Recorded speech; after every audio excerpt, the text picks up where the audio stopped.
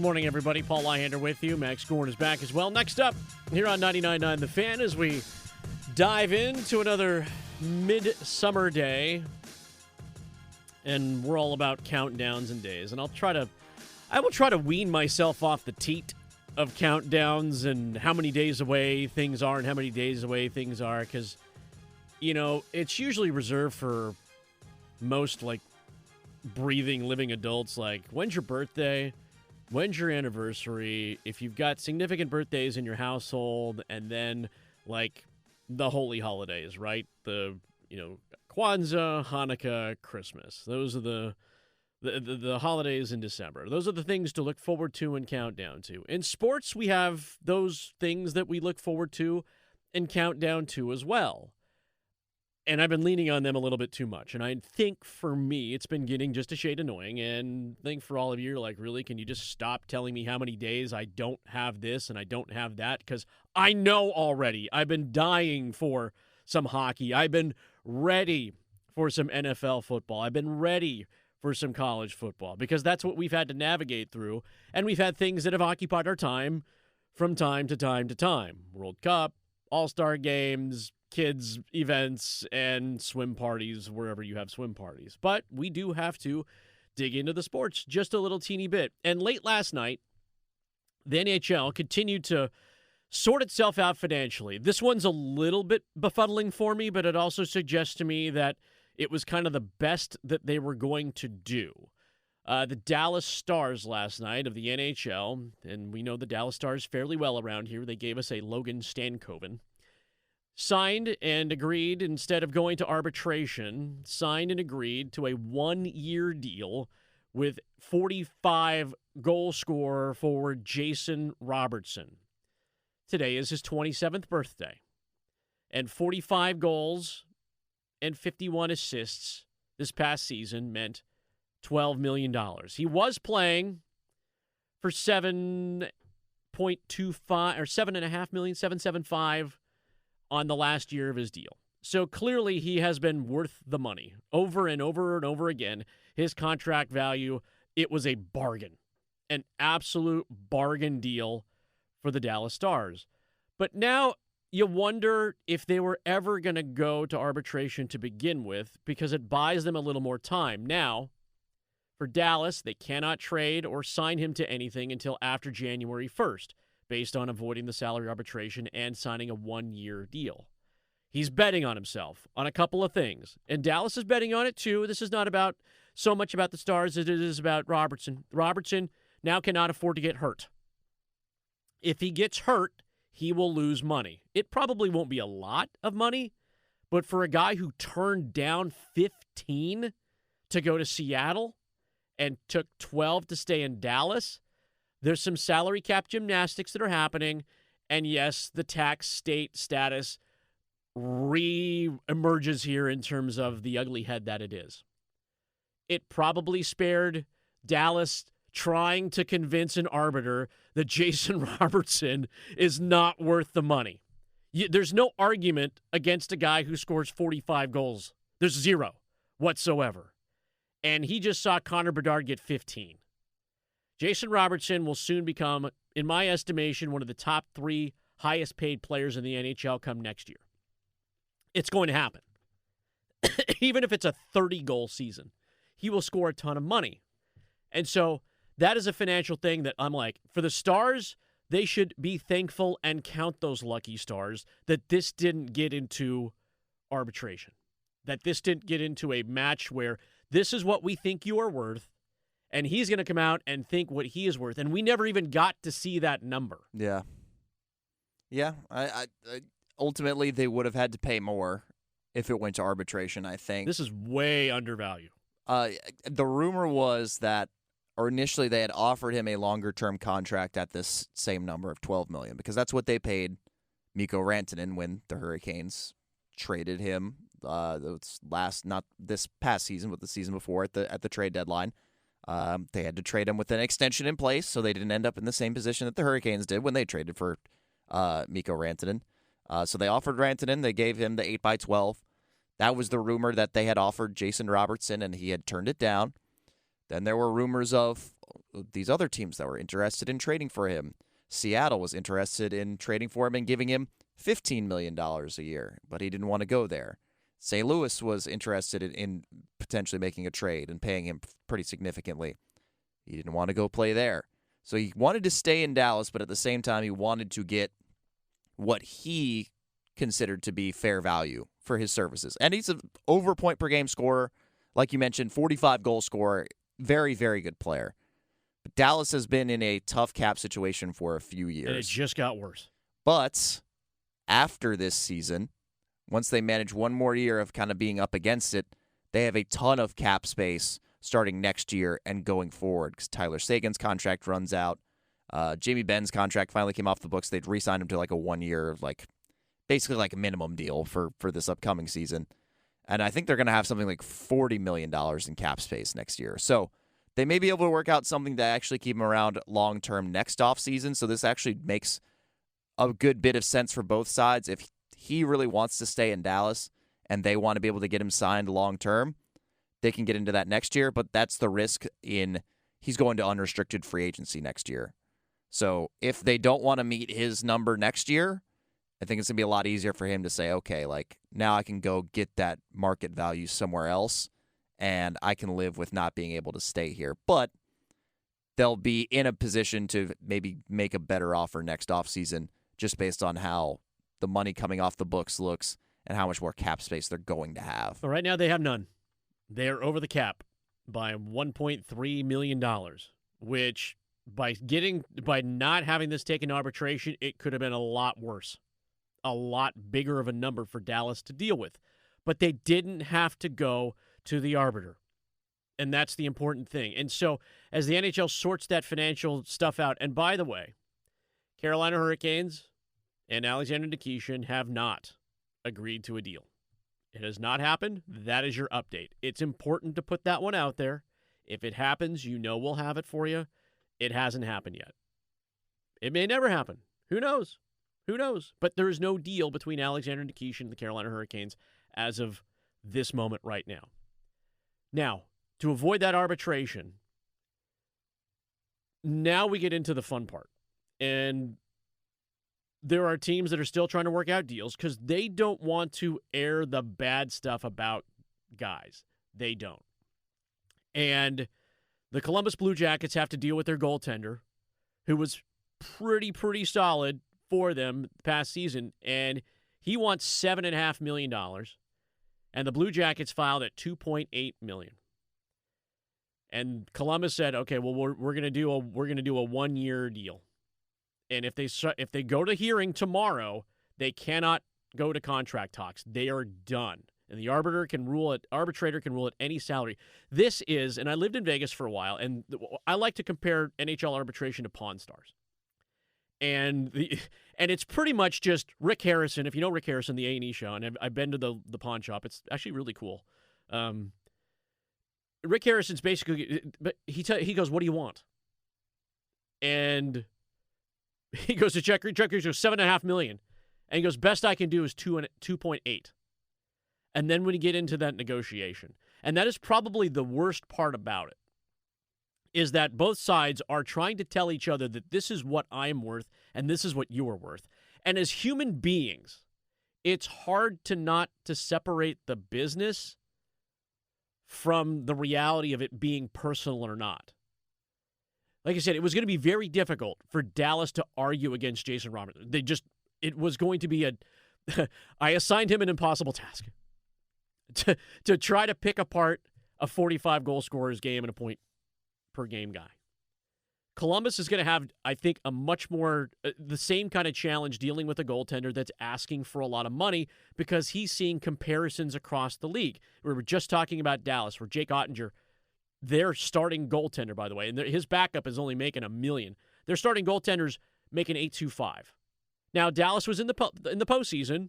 They didn't last very long, and Columbus hasn't been there. So maybe that's like the only argument. Well, listen, his goaltending plays good, but he hasn't gotten us to a playoffs yet. And then you start poking holes in that argument. Well, I'm not the only guy on the ice, sir. You have usually 5 other men in front of me, and they're not doing their jobs. And this is where it gets a little bit ugly. where the business and the personal do just kind of collide, and you try to work some of this stuff out. And as the NHL sorts itself out financially with this, these numbers get a little bit more bonkers and a little bit more crazy, to where I feel that if you do end up going to arbitration as a player, arbiters are going to look at not just history of the player, but they're going to look at history of the signings at the position. And this year's signings at those positions that are still out there are going to skew in favor of the player, no matter what. So whatever Ronan Seeley's asking for the Carolina Hurricanes, and again, I'm talking about a minor cog in a much larger system. He didn't play for the Canes last year. His name is not on the Stanley Cup. But if he's asking for a significant hike, and we don't know what that number has been traded at yet, and that arbitration hearing, by the way, is still a week away. Like, there's still some space for them to get something done. The number is minor coming from the Carolina Hurricanes. I would expect Seeley, if he sees the open market and can actually make a case for himself, and again, this is where the sides get ugly, he might be able to capitalize and make a little bit more money than some of his fellow teammates who have their names on the cup. And that's going to be the weird part, I think, for everyone to have to swallow, is that if he does ask for some money and it does come in, I mean, higher than Nick Delorier, because that's pretty much the number that I think the Canes are dangling in front of him. If he comes in with a number just shy of an Eric Robinson or Mark Jankowski, they're both under 2. Like, those guys are both under $2 million. Those are not unheard of contracts. Those are basic contracts. Is he going to get it? Signs shake the ball up, probably point to no. Oh my goodness. Probably point to no, but I'd be stunned if that arbitrator gives him more than $1 million a year. But if it's a number that leans, if there's a number that is higher, I think it will lean to the higher side based on what's been signed already and how the market has to correct itself at some point. Like, someone's going to, whoever it is in that room is going to have to help the NHL along and make that market correction, because all we're seeing are salaries going up and going up and going up. Now, when you go to the arbiter, I mean, that you both have chosen that path. That is what it is. But even if you are the most, like, down the middle arbitrator on the planet, and there are people out there who do this for a living and are very good at it, they still are influenced by not just body of work, but the research that they have done into these positions, where these guys play, whether it's fourth line potential, whether they've made strides in playing, professionally for several years, or they've had breakout years. They will take a look at the full body of work, which is why Dallas's case was going to be so difficult. And I was really looking forward to seeing those two sides exchange numbers. Really. Like, this would have probably been one of the more just kind of like, really? You guys actually had to argue against this guy? And then you put a number that was, like, well below whatever market value was? He was probably going to put 15 on the board in front of him. Like, 15 to stay. And they were probably at 8.5, 9. Because they had only paid him $7.75, so we'll give you a 20% bump. How's that? It's not a lot, but we'll get you to 9. That would have been an interesting back and forth. And maybe they just settled right smack dab in the middle, which helped Dallas out a ton.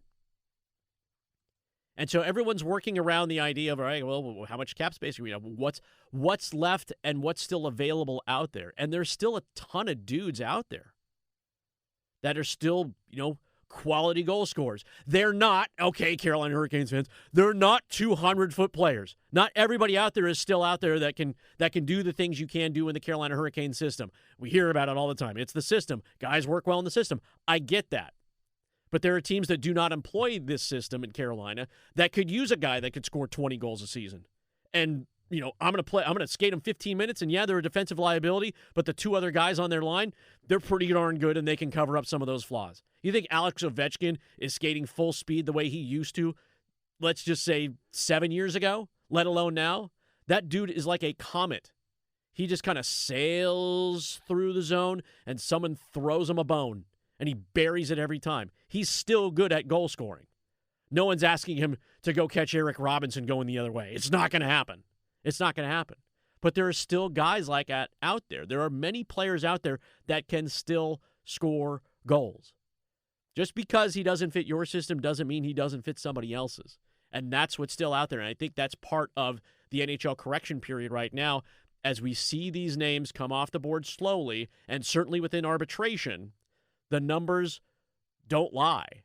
And it's where the case for the dangling Alexander Nikishin case, to get that one solved, it doesn't help that defensemen are getting paid the money that they're getting paid. Someone's going to have to budge. And if I'm the agent for Alexander Nikishin, I don't budge. I have no reason to right now. None whatsoever. They own my rights, but I have all my health.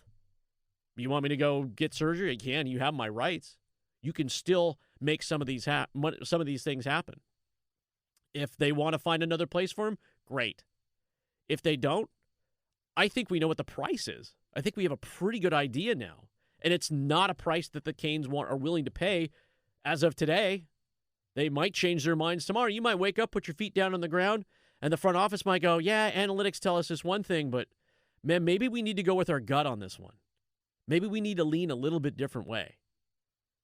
Because if the price is right, you know it, and you know what's been pitched out there, and it's been very public. If that price is right, they'll snap at it a bit. But right now, there's a board somewhere that's assigning a value, and they just don't line up. I would have been very, very interested in an arbitration hearing between the Canes and Alexander Nikishin. I would love to know what that low number is. I really would. And it probably, in my humble opinion, probably is a lot less than what Nikishin and his camp feel they are, and probably a lot less than what he should be getting paid in terms of what the market has corrected to right now. But that's how the Carolina Hurricanes operate. You're rarely paying market value for any guy that they're signing or trading for. I would say, other than, I think Keandre Miller's deal is fairly close to market value, and even so, if that was this offseason, he's probably getting more than 7.5 per. Absolutely. Sebastian Aho, I think, is fair market value at 9.75. And then maybe like Andrei Svechnikov, and that was signed forever ago. But other than that, pretty much any other contract you can imagine on this team is coming in pretty below market value. So they know how to get the good value, and they don't want to budge off their number. So while Alexander Nikishin very well may be worth $8 million a year, I think it's pretty hard to imagine that he would be getting that from Carolina. And so he sits. And of your 6 defensemen on the cup from last year, one of them still sits without a contract this morning.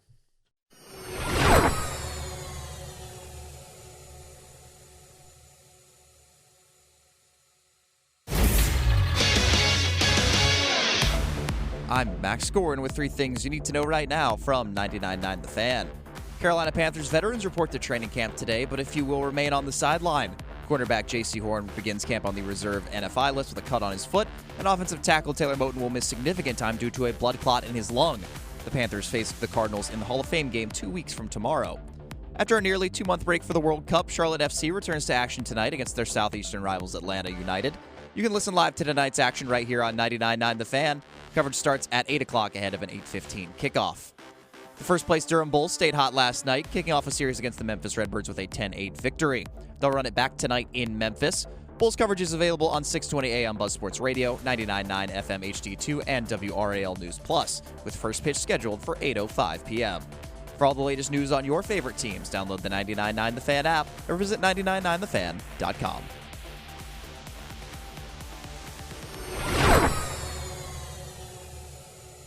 Max, do you play fantasy football? Do you play fantasy sports? I do. How many teams do you usually maintain every fall? I mean, it can depend on the year. I would say usually between 1 and 3. Okay, so 1 and 3 fantasy football. I'm about the same too.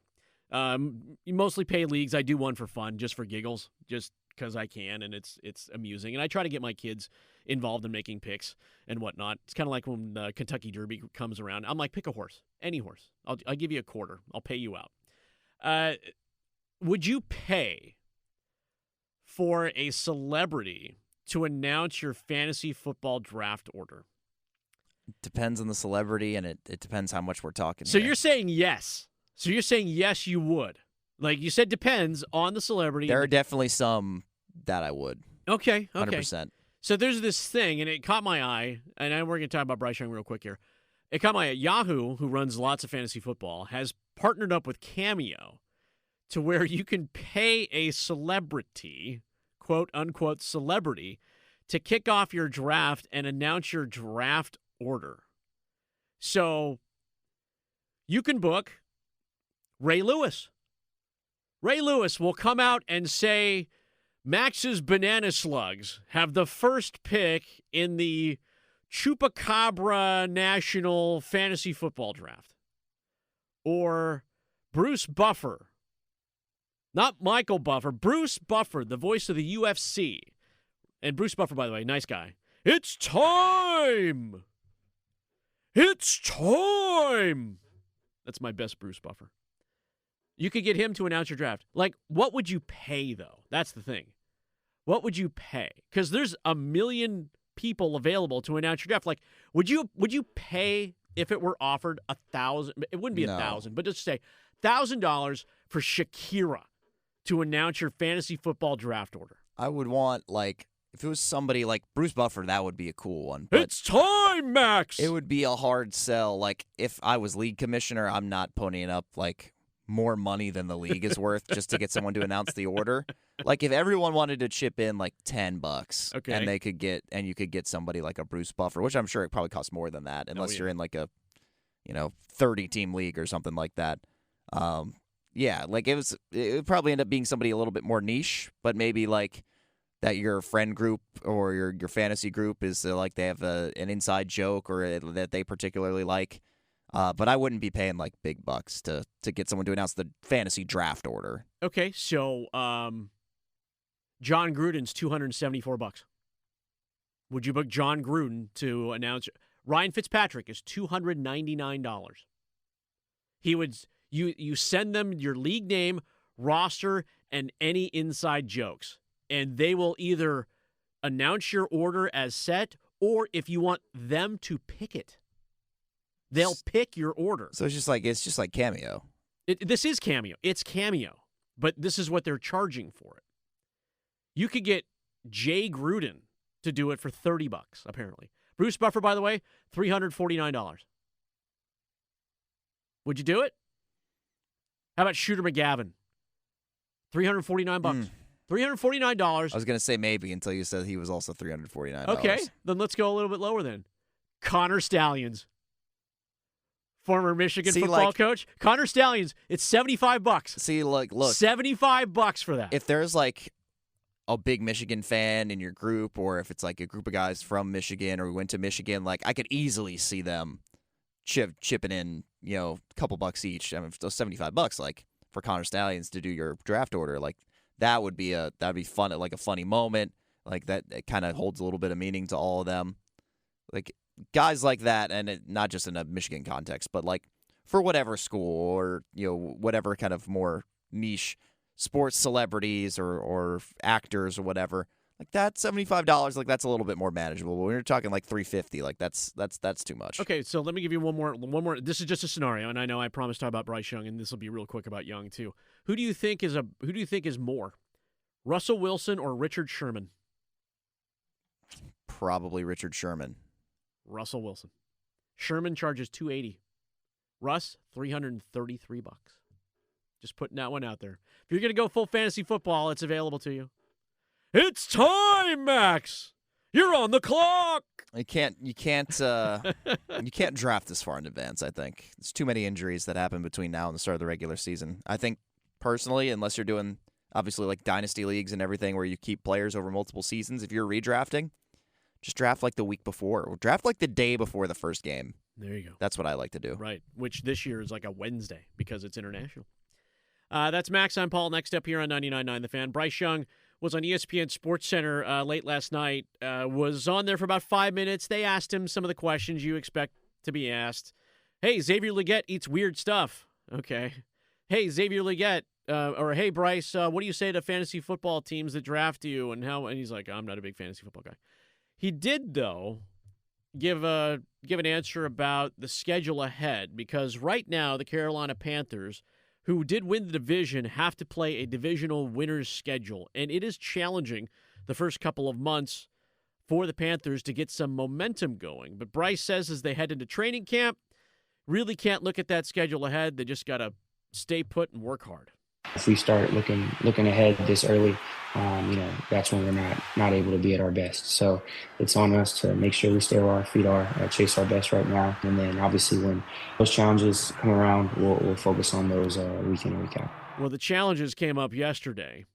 Not necessarily J.C. Horn cutting his foot, and he'll start on the unable to perform list, not able to play list, but he'll be back quickly. But Taylor Moton is a little bit different of a situation. His starting right tackle is going to be out with blood clots. And as we have heard within the local professional ranks, and Freddie Anderson was dealing with blood clots as well, it takes a while. And when you are a bigger dude like Taylor Moton, a lot more things come into play when it comes to health. And this was discovered not too long ago in his lung. And certainly wish him the best. Like, you want him to come back and be able to play. But I think there's an understanding now within the Panthers organization, and I'm sure Dan Morgan will be asked the question today as veterans report to Charlotte what they will do about that position. And I think he's going to dance a little bit, talk a bit about, well, we've got some good offensive line depth, and we've got some guys that can step in and make that happen. I fully expect a trade to beef up that portion. It's not Bryce Young's blind side, which is important, but they are already thin up front. Like, they're bringing back veterans on one-year deals. Draft picks will have to play a little bit more right away and get them up to speed. Like, there is an expectation and a task. It is not pressure for Bryce Young and this offense to get going. There's a lot more pressure on the defense for sure as they continue to improve. But they've got to get Chuba Hubbard going. They've got to protect Bryce Young in order to have him have that continuity and have that ability to take yet another step in his progression as an NFL quarterback. And there's only so many more he can take. Like, it would have to be a phenomenal leap. But if you're going to make that and you got to do it in front of a makeshift offensive line already, and I hope it's not a waiver wire pickup kind of stuff. I mean, cap casualties are different, but waiver wires, those guys were cut for a reason from other teams. And the Carolina Panthers are in a different position now than they were 3 years ago when they were looking for warm bodies. They need to contend. And picking up former seventh-rounders that didn't make the cut or guys that don't know scheme, that's not how it's going to fix this team. That's just facts. Like, they need to demand better. And to demand better means they're going to have to make some moves and perhaps make a few moves that may not be palatable to some portions of the fan base. But time will tell on that one. Just want to make sure that Moton gets healthy and gets right.